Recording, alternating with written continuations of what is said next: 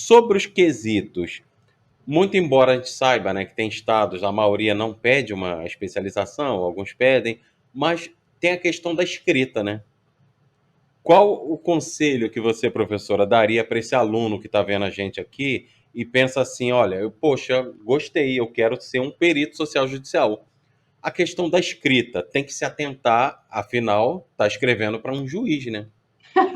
Você tirou as palavras da minha boca. Eu sempre falo sobre isso, né? A Monique me conhece, tem alguns outros alunos aqui também, principalmente na aula de laudo, né? Eu falo que a gente precisa tomar muito cuidado com a nossa escrita, porque quando a gente escreve, eu não estou falando só de mim, Regiane Lujan, eu estou falando de toda uma categoria. Eu estou representando toda uma categoria de profissionais de nível superior e que precisa minimamente escrever bem.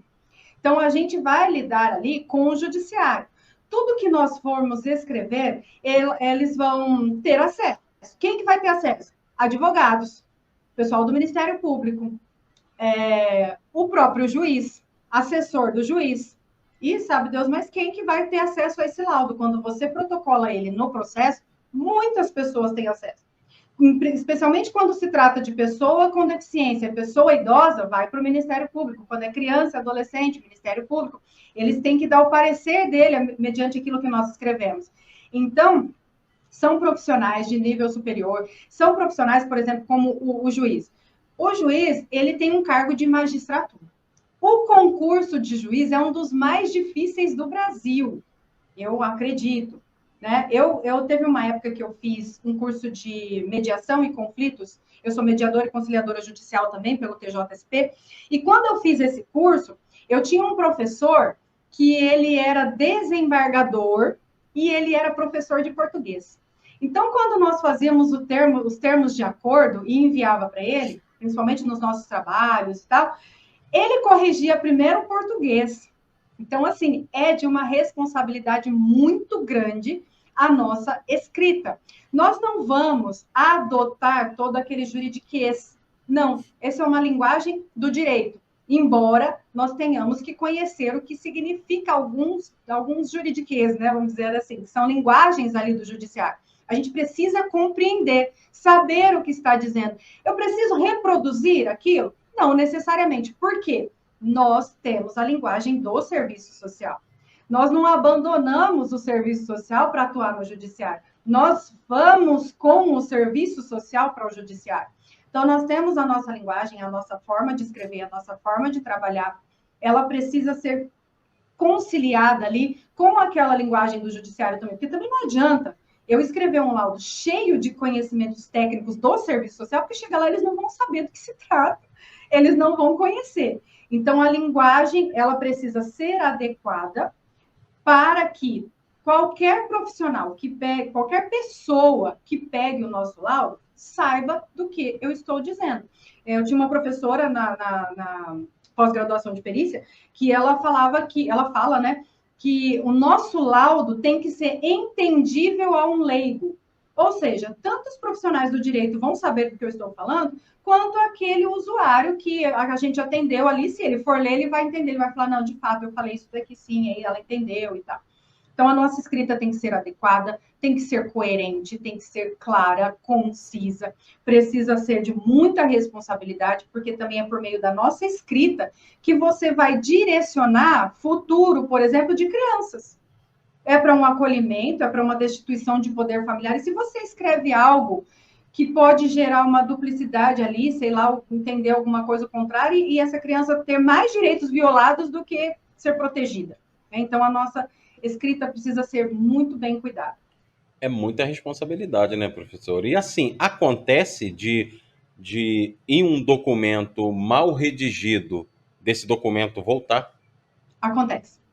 Eu tenho até eu tenho um post que eu vou usar segunda-feira, dia 13, que um advogado ele fez uma petição tão mal feita que foi devolvida pelo juiz. Foi Nossa. devolvida pelo juiz, de um advogado. Então, de assistente social, eu não tenho conhecimento, mas, assim, o que pode acontecer quando eles não conseguem compreender ou precisam de mais esclarecimento? Pedir complementação da perícia. Então, eles voltam essa perícia com mais quesitos, com mais orientações.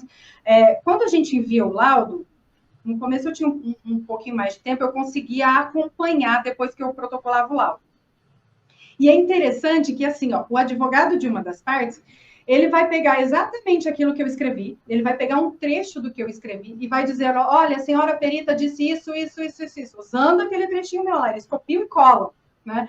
Aí o outro advogado, ele às vezes pega o mesmo pedaço lá, o mesmo trecho, e ele vai argumentar contra o advogado. Eu acho tão interessante, porque aí eles ficam debatendo com aquilo que a gente falou. Até aí a gente Sim, não precisa fazer nada, né? Tem toda uma questão de sim, ordem. A partir do momento que eu coloquei lá, eles vão, cada um vai querer defender o seu lado, eles vão lá discutir, vão questionar. Se o juiz entender, ele pode me solicitar esclarecimentos. Se ele não entender que precisa, ele não vai solicitar esclarecimentos ou complementação. Mas o nosso laudo ele é muito bem debatido quando ele chega lá, porque as partes vão querer ali cada um segurar o seu lado. sim, com certeza. Bom, aqui deixa eu ver aqui. Com Robert Azenha, sou eu, Kátia, tô no norte do meu cônjuge agora para melhorar o áudio. Ai, era aqui, Kátia, desculpem. Meu A cônjuge Monique arrumou está meu dizendo. áudio aqui. Não, mas agora tá ótimo. Tá bom, agora eu parei de ouvir A duplicado. Monique está dizendo, sim, é o mínimo a nossa escrita como assistente social e como perita. A responsabilidade aumenta muito mais. Com Aumenta, é certeza, né, verdade. professora? É A verdade. Kátia Oliveira, ela diz, sou perita há pouco tempo e sinto dificuldade nas conclusões. Conclusão é sempre interessante, porque a conclusão é o nosso parecer. A gente precisa dar um parecer. O laudo, ele vem acompanhado de um parecer social. Então, o que é o parecer? Eu falo que o parecer é o que parece ser melhor naquela situação. Então, eu fiz todo um estudo social, eu fiz toda uma análise, uma entrevista, estudei bibliografia, documentação, eu fiz tudo aquilo. O nosso parecer, ele é construído à medida que você vai conhecendo aquela realidade. Porque quando você vai conhecendo, o que você vai já identificando? Olha, essa condição aqui, essa situação, tal legislação diz isso, tal bibliografia diz isso, tal professor diz aquilo. Por isso que a gente precisa conhecer também essas informações. Por exemplo, quando você está fazendo um laudo a respeito de uma situação de um idoso, para você fazer uma conclusão, um parecer e dizer aquilo que parece ser melhor naquela situação para aquele idoso, você precisa minimamente conhecer quais são os direitos desse idoso, que está no Estatuto da Pessoa Idosa. Você precisa conhecer, por exemplo, quais são as políticas públicas ofertadas pelo seu município para aquele idoso. Né? Então, você precisa conhecer quais são os direitos desse idoso que estão sendo violados. E o que você pode fazer no seu parecer para que esse idoso tenha acesso àquele direito. Então, é nesse momento que você vai construindo a sua conclusão. Conforme você vai atendendo, conhecendo a realidade, fazendo aquelas ligações, aqueles pensamentos ali com a legislação, com o estatuto, Por isso que eu falo muito importante você conhecer a rede do seu município. Porque você pode fazer ali orientações, encaminhamentos, sugerir que sejam feitas aquelas situações que você sabe que o seu município oferta, por exemplo. Né? Aqui eu sei quais são as coisas que o meu município oferta. Cada um precisa saber. No seu, é importante que saiba. E especialmente aquilo que a legislação diz. Porque o seu parecer você pode fundamentar na legislação. Né? E aí dar aquele direcionamento para aquela situação. Sim. Bom, a Leni Faria disse, bem explicado, muita responsabilidade, estudo e imparcialidade. Com certeza, né? Exatamente. A gente precisa tomar muito cuidado também com a imparcialidade, porque muitas vezes você vai fazer um estudo social, uma perícia social, e aí a mãe diz uma coisa, o pai diz outra coisa, e aí você, de repente, é mãe, né? Você conhece a situação, a criança e tal, e você vai para um lado ali.